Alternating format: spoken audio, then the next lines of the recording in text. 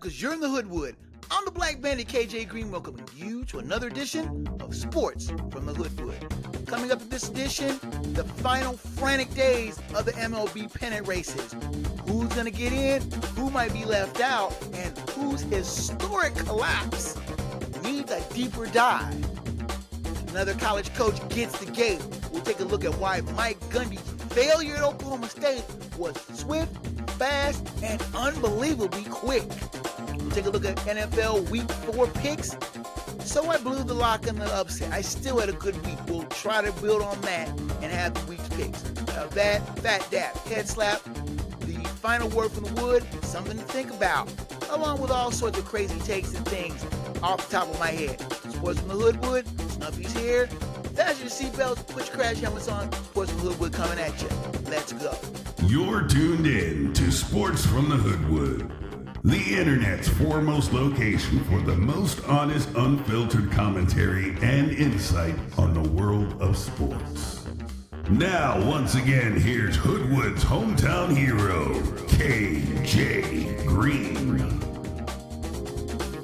Greetings from the Hoodwood, where your birthday greetings were very much appreciated by this old Bearcat. Thank you for the cards, the notes, the instant messages, everything like that for my birthday past Saturday. I'm your man, KJ Green, welcoming you back to the Hoodwood.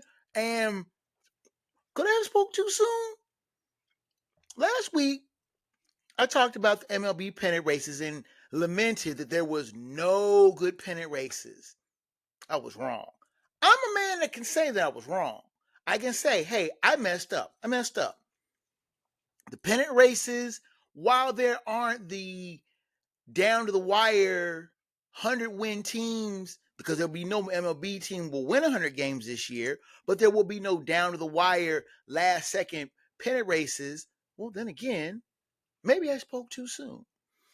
The AL Central is a troubling set of circumstances. Now, I'm about to relocate to Michigan, and the Lady Bandit, one over in the picture over my shoulder, lives in Michigan, and she's a Tigers fan. Bringing up how the Tigers have crumbled down the stretch is a very, very sore subject. I might get my ears boxed if I bring it up. But I was looking at some numbers, and it is amazing. The Detroit Tigers on July 13th, that will be the last day before the All-Star break. Not only were they leading the AL Central by 11.5 games over Minnesota, who fell apart, and we won't even talk about how bad the Twins fell apart in the second half. It's neither here nor there. They were leading by 11.5 games. They had the best record in baseball at 59-38. Not the best record in the AL, the best record in baseball. And it wasn't even close. They had the biggest lead. And most people were talking about not so much if the Tigers were going to make the playoffs, but if they were going to be the number one seed and if the playoffs were going to be going through Detroit. Fast forward 3 months, 10 days, so to give or take, and that lead is gone. Not slimmed down, it's totally gone. As of Wednesday, September 24th, when I'm taping this segment, the Tigers are no longer in first place. They have given away a 12-game lead. And I said that they led Minnesota by 11.5 games. The team that they've given away this lead wasn't in second, wasn't in third.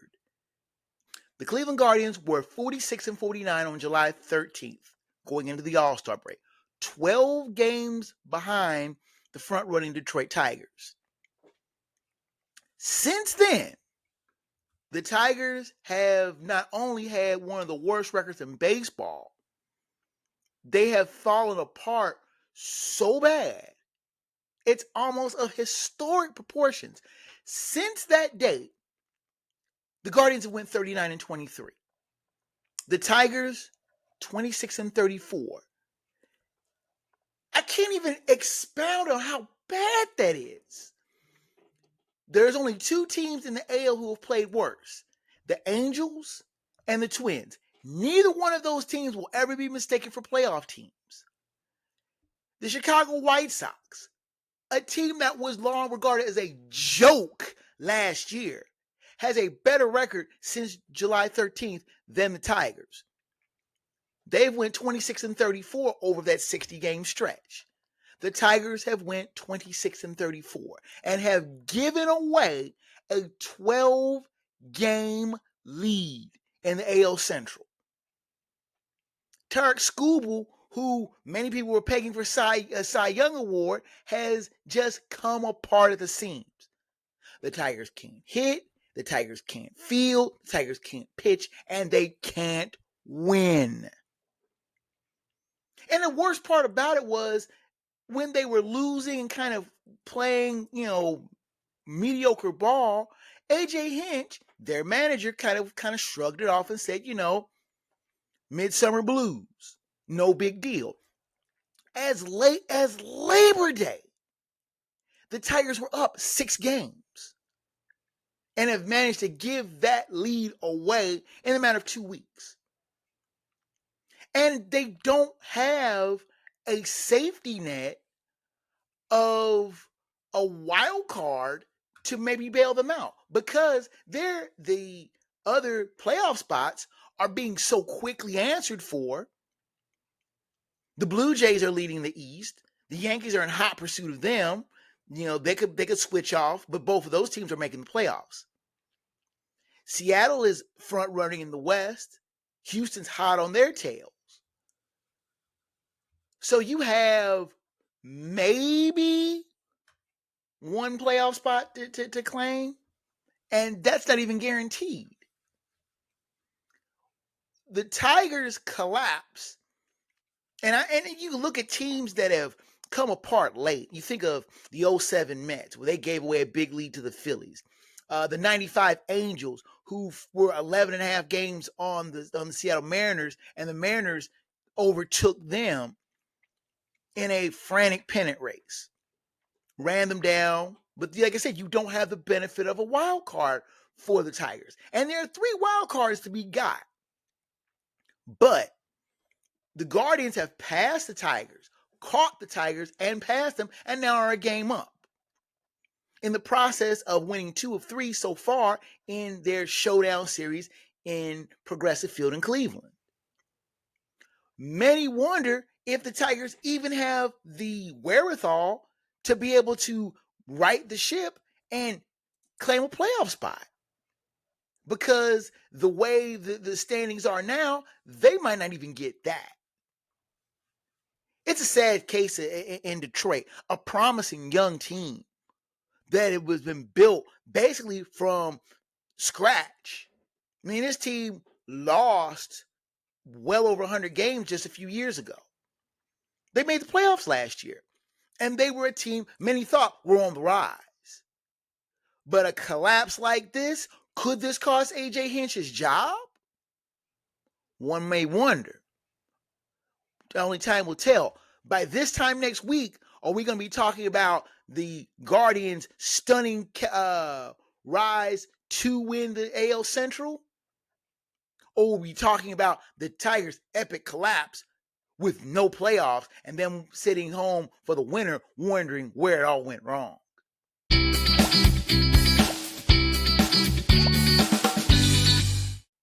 Now, another topic I touched on last week was the dismissals of Deshaun Foster at UCLA and Brent Pry at Virginia Tech.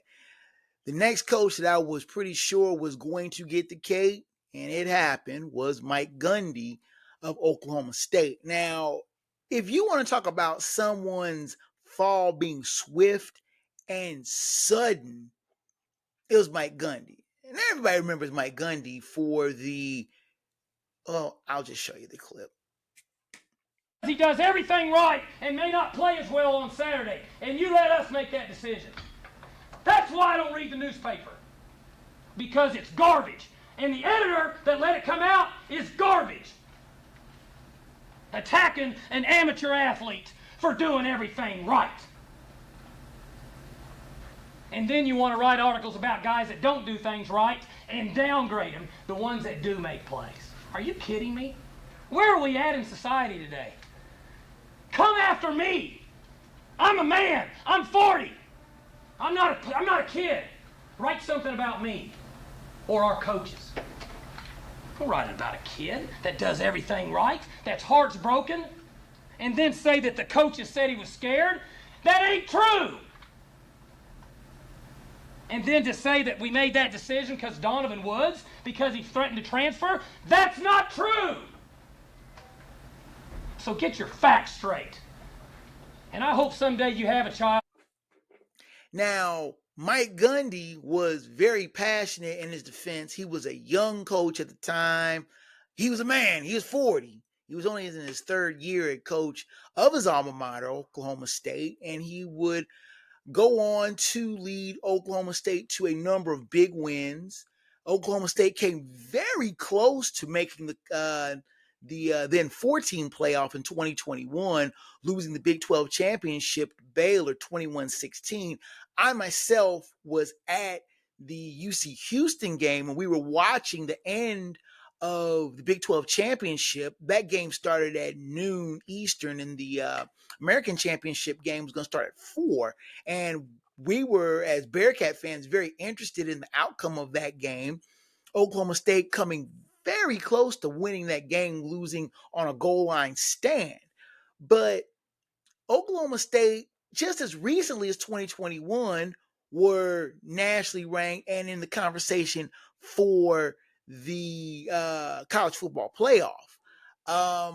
They, just as recently as 2023, were in the Big 12 championship. They lost, but they still were very, very good. They beat Texas A&M in the Texas Bowl to finish 10-4. That was just 2 years ago.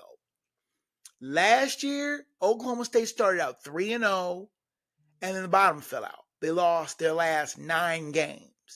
And a lot of people in Stillwater were very unhappy with the direction the program was going.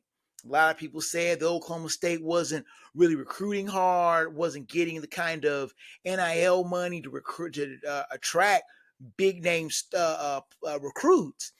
And the things just got even worse. The Cowboys won the first game, albeit against Tennessee Martin, a lollipop game.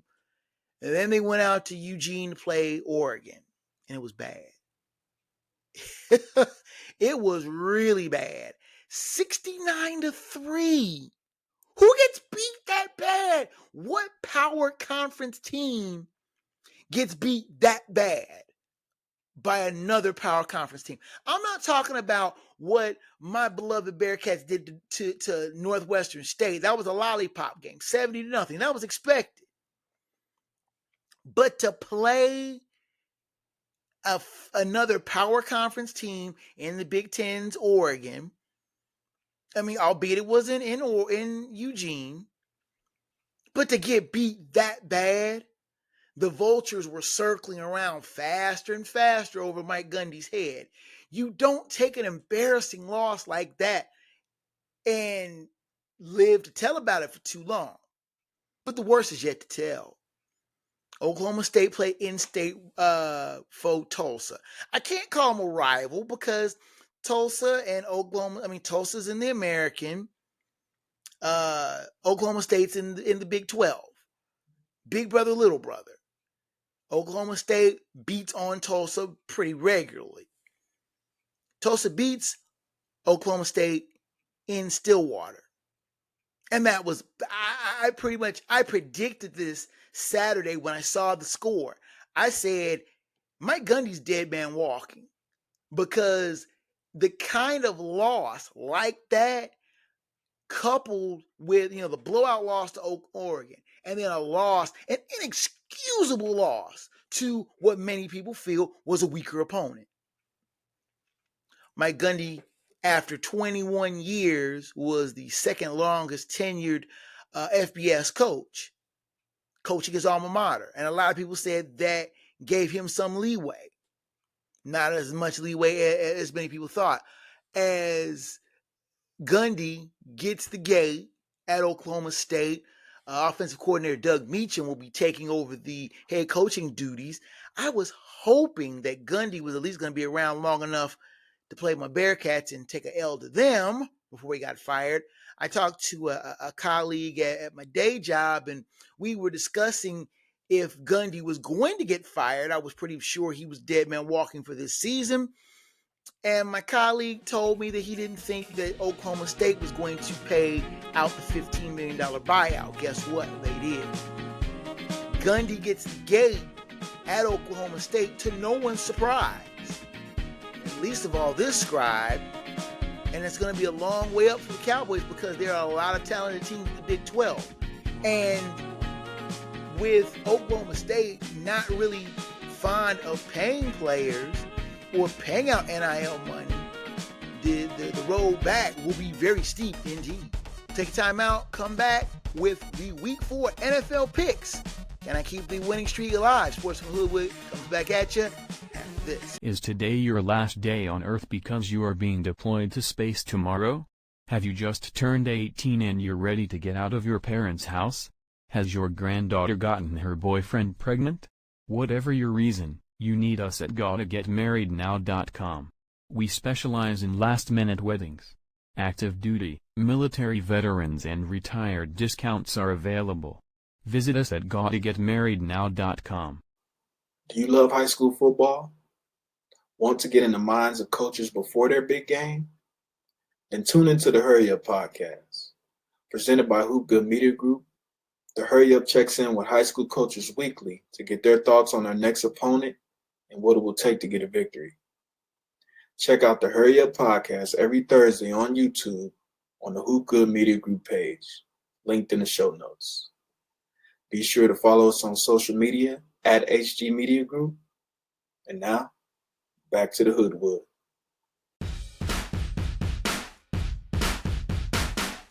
You're tuned in to Sports from the Hoodwood, the internet's premier destination for no-nonsense commentary, thorough analysis, and logical insight on the world of sports. Now here's the man that Wikipedia and Google call for sports fact checks, your host, KJ Green. And on we go in the Hoodwood. Let's look at the Week 4 NFL schedule.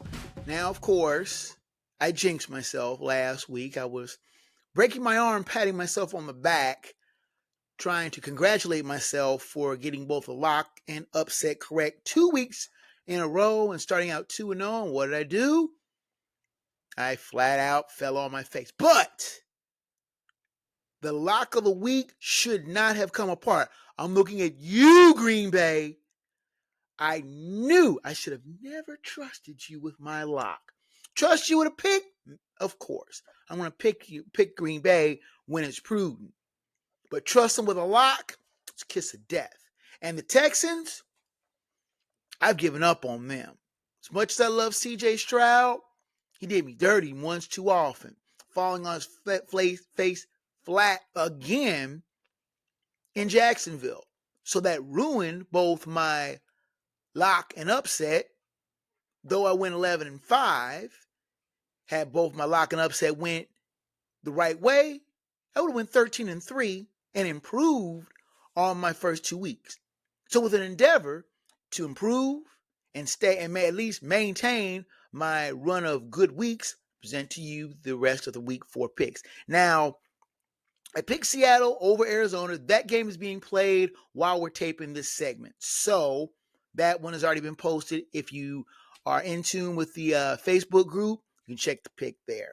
And this is not going to be included in the win-loss totals. It'll be going on to the next week. Again, all odds are provided by ESPN Bet, strictly for informational and comparison purposes only. I say that only because I don't pay bookies. If you bet the lines and lose, it's on you. I have no money to help you get out from under the thumb of Ernie No-Neck. Check your local listings for the times and games in your area. 506 Sports has a great coverage map of the games that will be in your areas.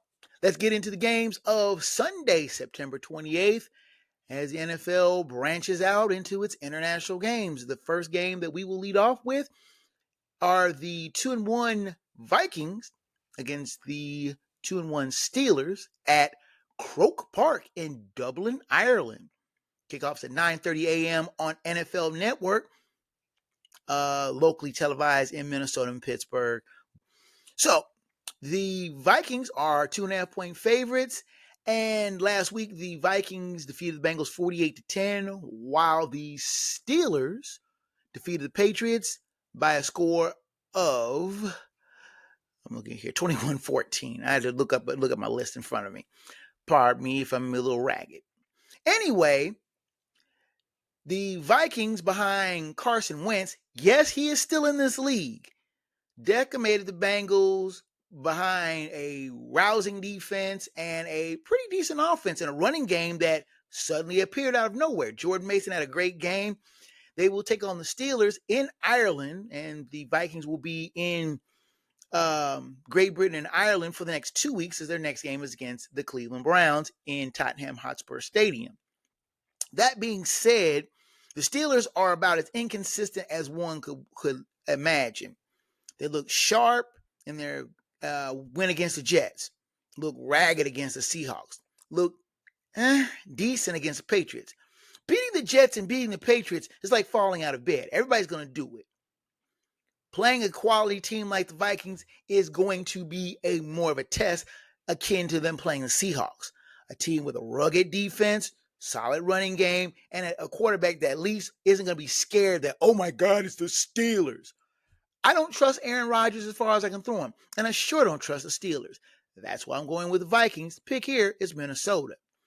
Turning to the games on the mainland, all times Eastern Standard. Oh, no, not Eastern Standard. Eastern Daylight Time. Again, check your local listings for the games in your area. We will lead off with the 2-1 Washington Commanders taking on the 1-2 Atlanta Falcons at Mercedes-Benz Stadium in Atlanta, Georgia. 1 p.m. kickoff on CBS. The Commanders are 1.5-point favorites. Last week, the Commanders defeated the Raiders 41-24, while the Falcons lost to the Panthers 30-0. Now, Washington looked fairly crisp. Marcus Mariota, yes, he is still in this league. He looked sharp with a bevy of good Washington receivers, tearing up a otherwise nondescript Raiders defense in a solid 17-point win. They head down to the dirty South to take on the Falcons, who looked about as 180-degree as you could have been.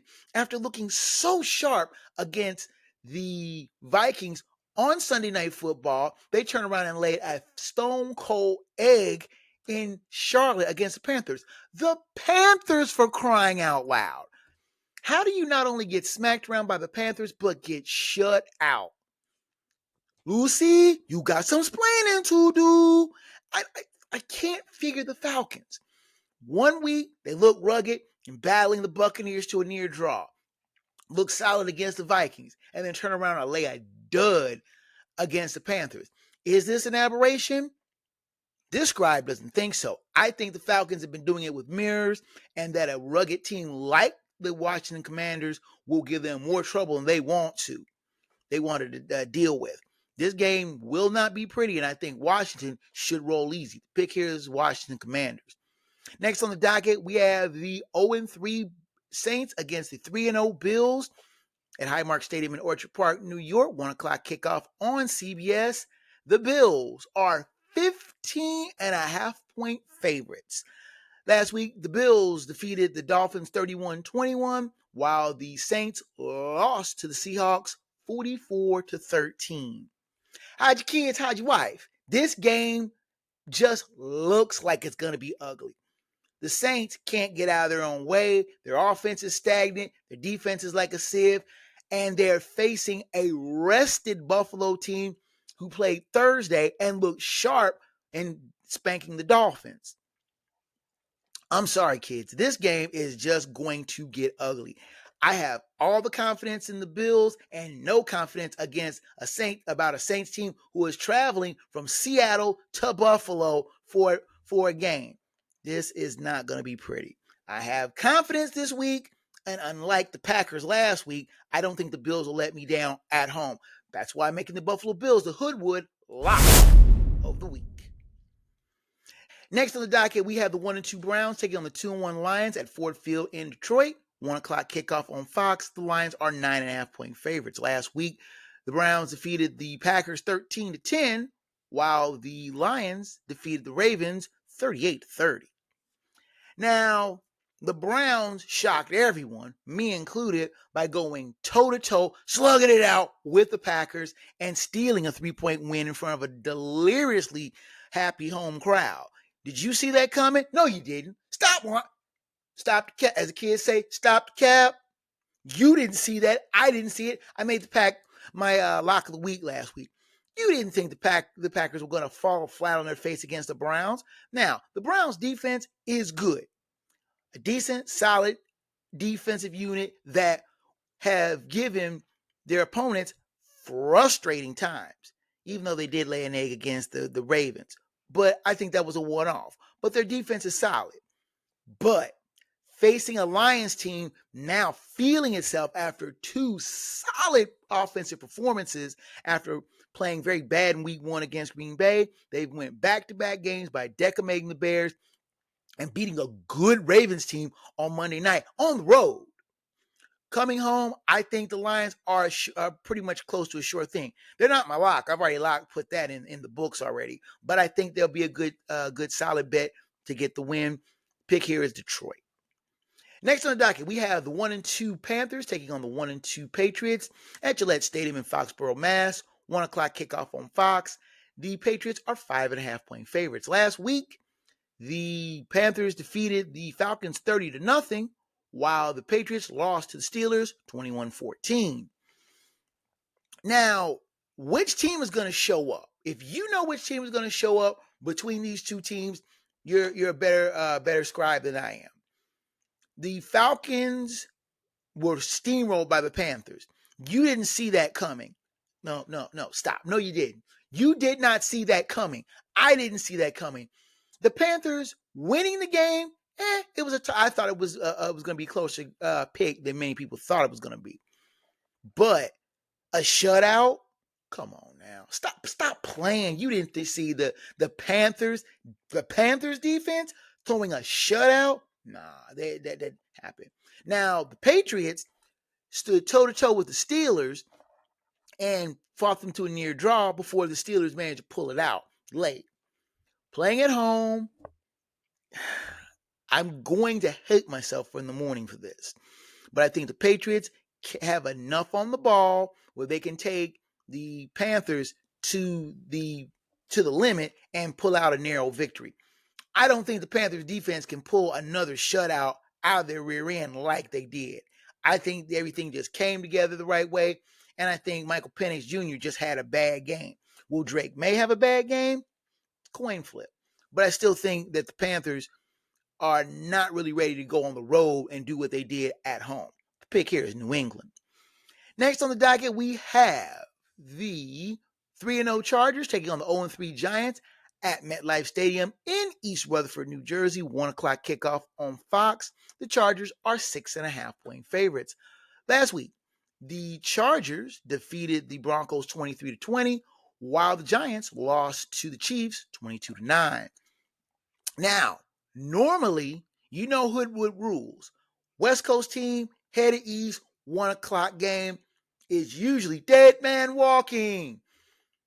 But the Chargers are at least a competent team. And I can see Jim Harbaugh getting his team mentally and physically prepared for the coast-to-coast trip. The Giants are a mess. They looked awful against the Chiefs on Sunday Night Football. Russell Wilson turned back into a pumpkin and threw the ball to everybody but his receivers. So he's been benched. That means Jackson Dart, the Giants' top draft choice, will get his first start against the Chargers defense. What are we saying in Hoodwood for something like that? Good luck. Good luck, kid, because you're going to need it. The Chargers' freewheeling defense against a rookie making his first start is not going to be pretty. And I don't care if the game is in New York. The Chargers should win this game in pretty much a wall. It's not the lock, but it's going to be a pretty easy game for the Chargers. Pick here is the Los Angeles Chargers. Next on the docket, we have a good one. The 3-0 Eagles taking on the 3-0 Buccaneers at Raymond James Stadium in Tampa. 1 o'clock kickoff on Fox. The Eagles are 3.5-point favorites. Last week, the Eagles defeated the Rams 33-26, while the Buccaneers defeated the Jets 29-27. Both teams came off of really tight wins at home and come into this game both undefeated, a key early season matchup of strong NFC teams. Baker Mayfield is proving that he is not done with mirrors and has been playing outstanding ball the first 3 weeks of the season, taking on an Eagles defense that just seems to be opportunistic, picking and choosing its spots and pouncing on opportunities for big plays and points. This will be a tough, tight game, the best game of the early games. Tough call. Do I think the Eagles can go on the road and pull out a win? They've already went to Kansas City and pulled out a win. Going to Tampa may be a little bit of a tougher call. That's why, believe it or not, I think the scenario is right for the defending champs to trip up. Even though it's going to be a tight game, that's why I'm picking the Tampa Bay Buccaneers as the Hoodwood upset of the week. Let's wrap up the early games on the docket with the 0-3 Titans taking on the 0-3 Texans at NRG Stadium in Houston, Texas. 1 o'clock kickoff on CBS. The Texans are 7.5-point favorites. Last week, the Titans lost. Who did they lose to? Last week, the Titans lost to the Broncos 41-20, while the Texans lost to the Jaguars 17-10. Now, one of these teams has to win. These 0-3 teams. Well, we had 3-0 teams battling each other in the Bucs and the Eagles. On the flip side, we have a pair of 0-3 teams that are divisional foes that can't get out of each other's way. But I still think the Texans are better than that 0-3 record shows them to be. The Titans are just a mess. Cam Ward is still trying to figure it all out and facing a Texans defense that is looking for some get back, looking to take it out on somebody. This game won't be pretty. Houston is way. Did I say they were way overdue for a win? Yes, they'll get it here against the Titans. Pick here is the Houston Texans. We'll take a timeout, come back with the games on the late slate, along with primetime games and the Monday night games. Sports from the Hoodwood continues after this.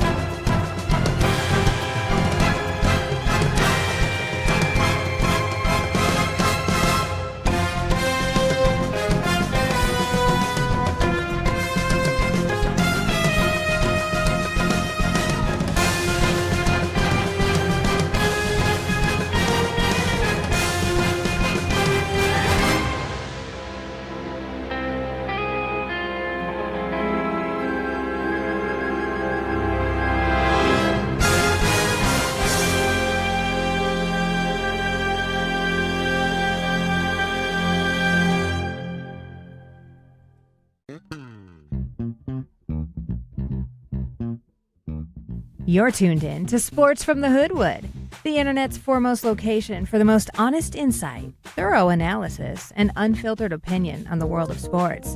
Now, once again, here's the man of the hour, After Hours, your host, KJ Green. You are back in the Hoodwood. Let's go to the late slate of games. We will start out with the 3-0 Colts taking on the 2-1 Rams, SoFi Stadium in Inglewood, California. 4:05 kickoff on Fox. The Rams are 3.5-point favorites. Last week, Colts defeated the Titans 40-21, while the Rams lost to the Eagles 33-26. This is a sneaky good matchup of two strong teams. The Rams, 2-1 after a tough loss to the Eagles on a blocked field goal, retreat home to lick their wounds. They take on the Colts, who smacked around the Titans in kind of a surprise, I won't say a surprise win, but they are 2-1. They're 3-0. No one saw this one coming, and no one thought that Daniel Jones, ladies and gentlemen, no one thought that Daniel Jones would have the kind of breakout season that he's having. But the Colts are riding him, and a little bit of help from the rugged running of Jonathan Taylor, to a surprise 3-0 start. I think that the Colts, while they will be a solid team, get a dose of reality out in LA. The Rams are looking to take it out on somebody and thought they should have won that game in Philly. Playing the Rams at home is not going to be a fun prescription. And I think that the Colts get brought down to earth. Daniel Jones turns a little bit back into a pumpkin. The pick here is the LA Rams. Next on the docket, we have the 2-1 Jags taking on the 3-0 Niners at Levi Stadium in Santa Clara, California, 4:05 kickoff on Fox. The 49ers are 3.5-point favorites. Last week, Jags defeated the Texans 17-10, while the 49ers defeated the Cardinals 16-15. Now, both of these teams come in with deceptively solid records. Jags have beaten up on two so-so teams on the road while taking a loss. Two so-so teams at home while taking a loss on the road. Meanwhile, the Niners seem to get away by the skin of their teeth. They outlasted a so-so Cardinals team at home. Now, the Jags going west, I think going from east to west may be a drag on the Jags. That's not going to work. Let's try it again. I think the Jags, while decently solid on the offensive end, are still doing it with mirrors. And I don't think that they're that solid of a club to go on the road and garner wins. Meanwhile, the Niners, while they are still battling the injury bug, I still think are a little bit better than the Jaguars, especially keeping this game at home. Pick here is San Francisco. Next on the docket, we have the 1-2 Ravens taking on the 1-2 Chiefs at GEHA Field at Arrowhead Stadium in Kansas City. 4:25 kickoff on CBS. The Ravens are 2.5-point favorites. Last week, the Chiefs defeated the Giants 22-9, while the Ravens lost to the Lions 38-30. Now, here's another one of these. Stop lying. You didn't expect both the Ravens and the Chiefs to come into this game 1-2 apiece, did you? You didn't. No one did. Both of these teams are needing key wins to save their floundering season. Neither one of them want to start 1-3 and fall behind strong teams in their division. Patrick Mahomes has got to find his mojo. And it was easy to do it against the Giants, but to do that against a Ravens team who's aching to take their frustrations out on somebody after getting run over by the Lions, this is not going to be an easy task for Mahomes and the Chiefs. On the flip side, Lamar Jackson is playing recklessly good with the football. He's been piling up the points. Only problem is the Ravens defense is giving back the points as fast as Jackson and company can put them up. Will this be an offensive shootout? To tell you the honest truth, I don't trust the Chiefs offense no more.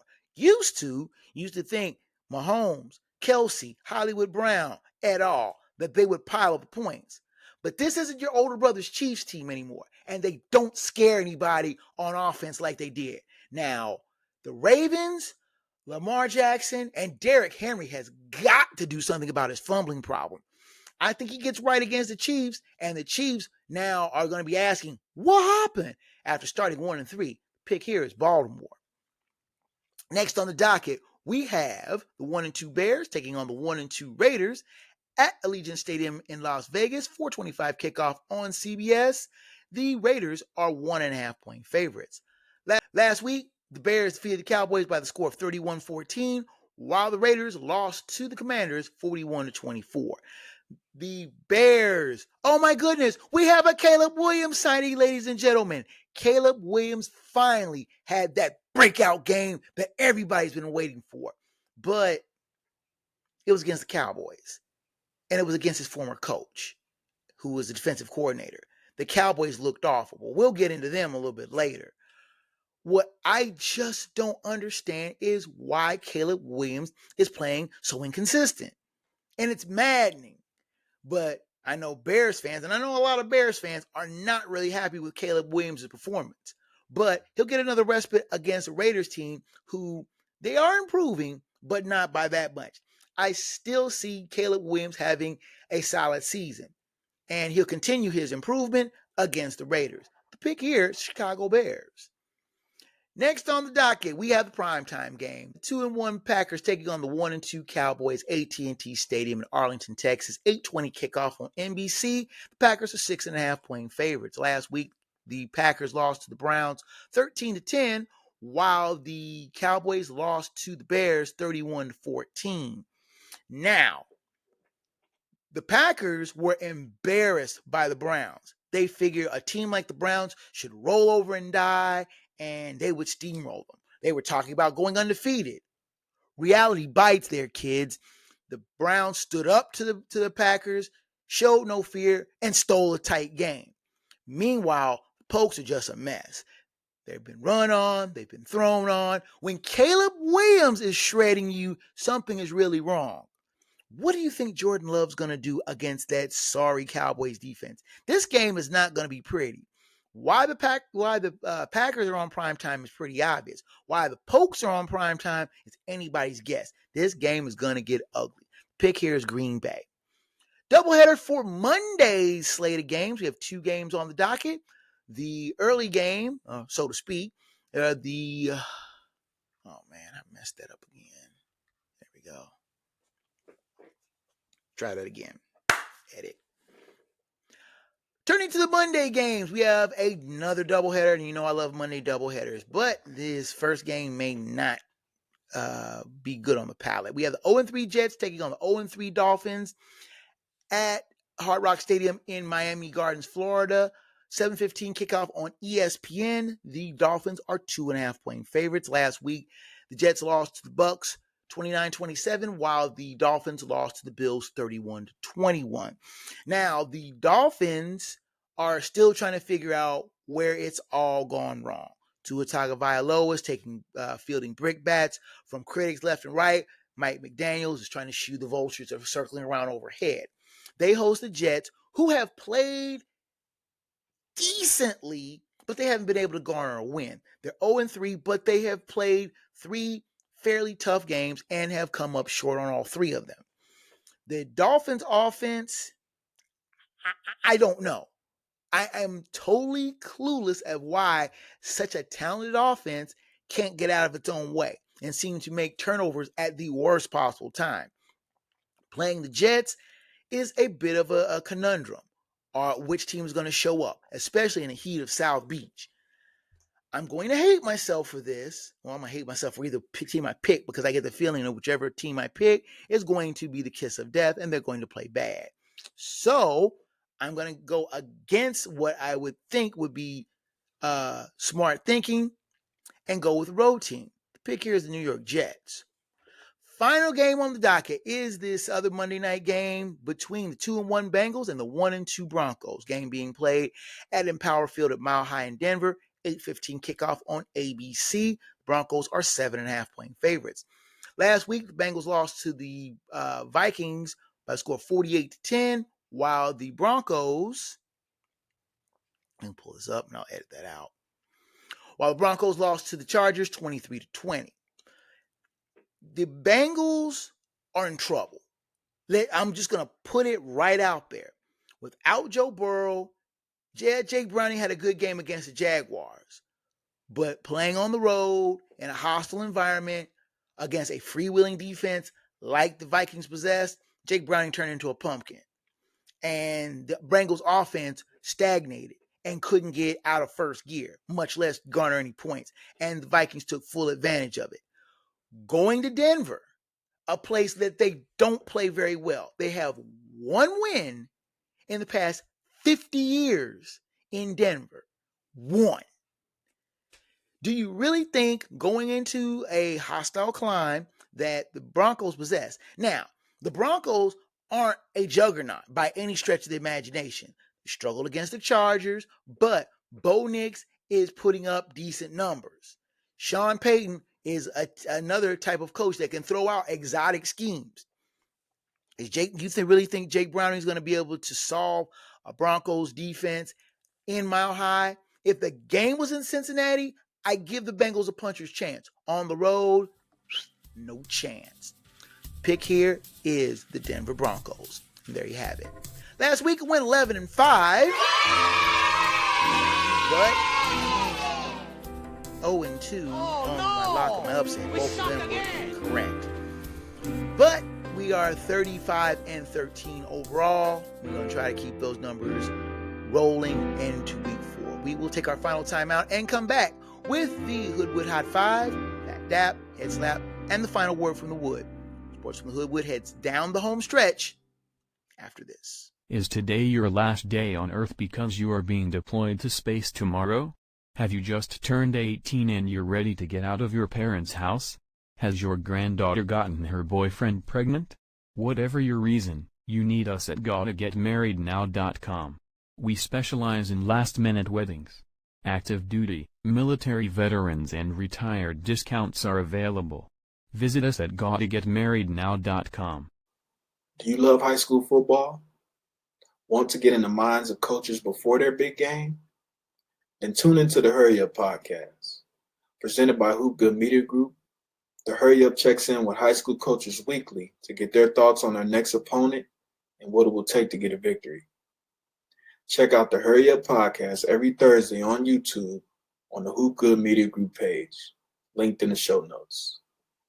Be sure to follow us on social media at HG Media Group. And now, back to the Hoodwood.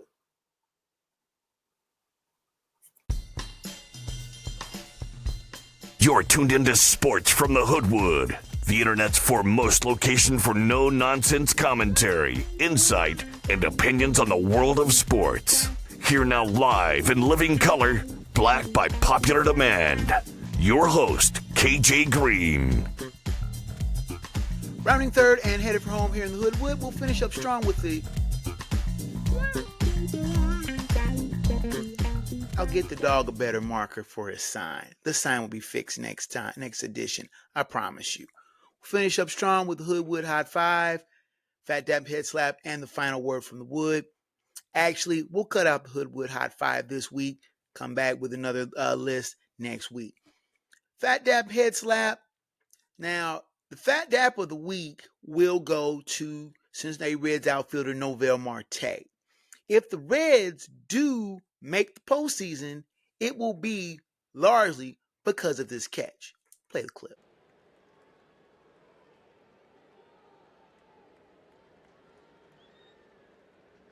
3-0 to Reynolds. He swings. High fly right field. Marte all the way back. Leaps at the wall. He caught it! He takes away a game-tying home run! The biggest play from Marte in the outfield. He saves the day. I saw him after he caught the ball running to TJ Frito like, well, does he have it? Does he not? That is an outstanding play, getting to the wall, scaling and extending. Reminiscent of when Glenn Bragg robbed Carmelo Martinez in the 1990 National League Championship Series, but the jump and catch he made, many people didn't realize he had robbed Martinez of a home run until the replay. This one was robbery. Marte knew he was getting the catch. Being a go-getter, he went and got it, point blank. Now, our head slap of the week goes to a player who we still haven't found out who it is because it was a JV player. But doing a belly flop onto a prone player, I've heard of pancake blocks, but this is ridiculous. Play the clip.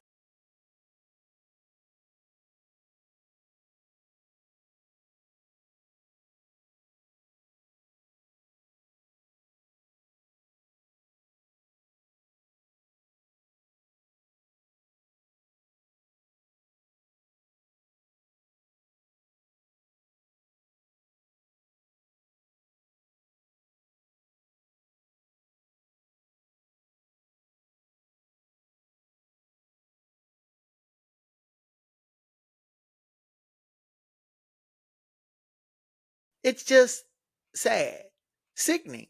Why? This player in Kalamazoo needs to not play football for a while. I mean, I can see jumping on players.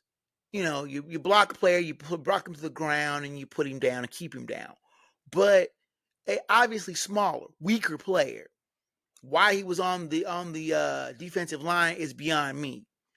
But that kind of gratuitous violence, there's no place in it. He needs to go and not play football for a while, if at all, ever again. And now, without much further ado, let's go to the final word from the wood.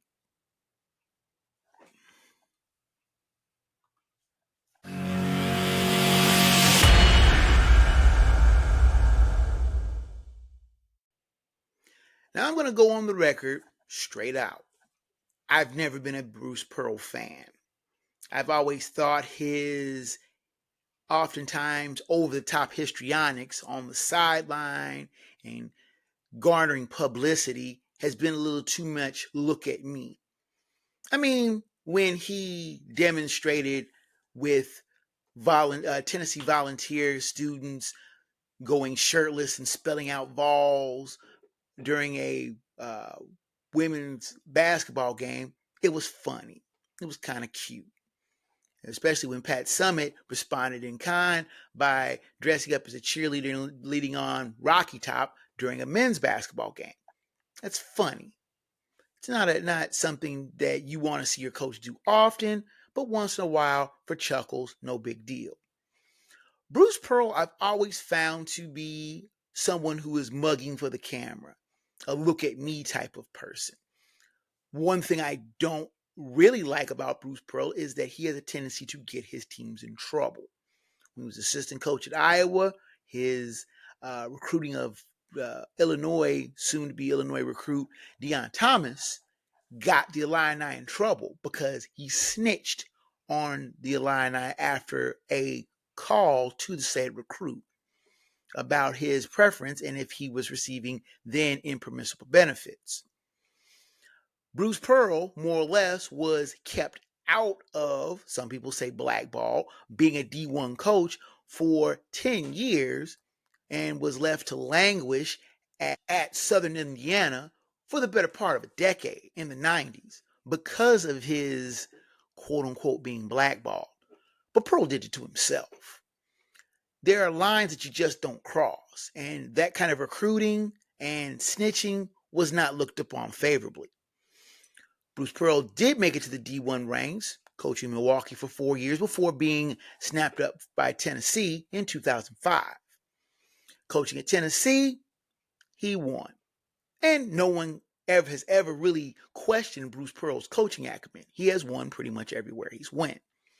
The problem is Bruce Pearl has a tendency to get himself into trouble, and the schools that he has been associated with seem to have to go down with him.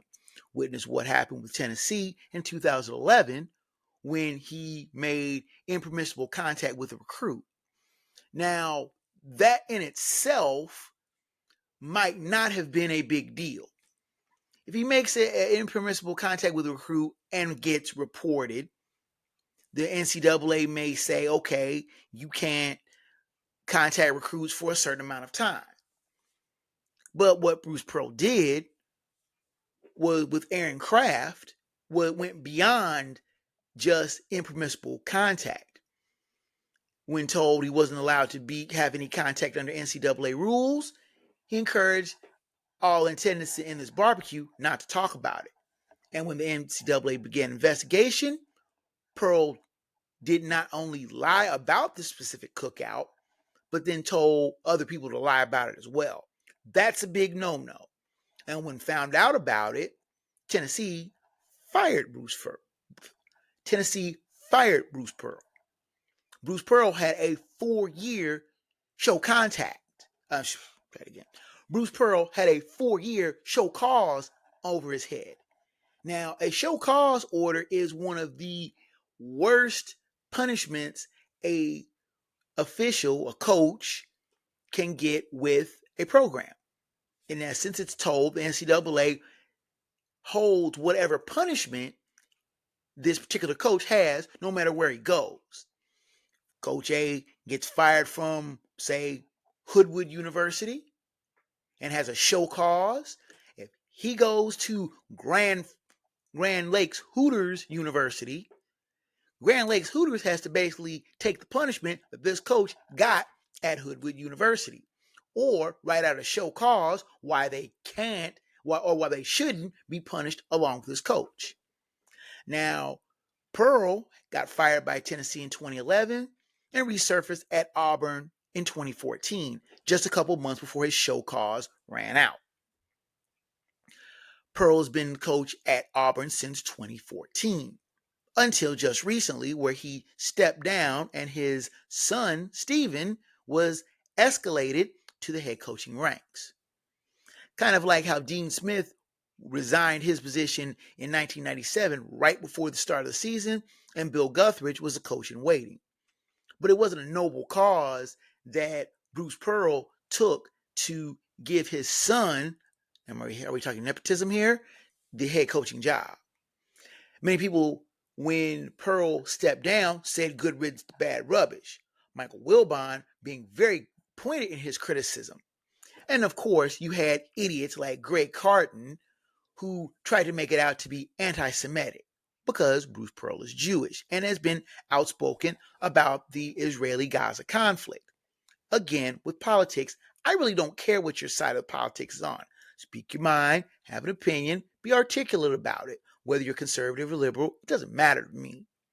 Just have a good argument and be able to be ready and willing to not only back up your argument, but face pointed criticism. This idiot Greg Carton saying that it was anti-Semitic was really trite and low. Bruce Pearl resigned from Auburn. Many people think he may delve into politics, even though he has quietly denied that he's going to go into politics. But it wouldn't surprise me, as he is the type of person who likes the spotlight. Remember, I said he is the type of person that is one of these look at me. Bruce Pearl is not only not the coach of Auburn anymore, but now people wonder what his legacy is. He did win pretty much wherever he went, but he also had a shadow of improprieties that will also follow him around as well, and that may be very well be his legacy. And that is the final word from the wood.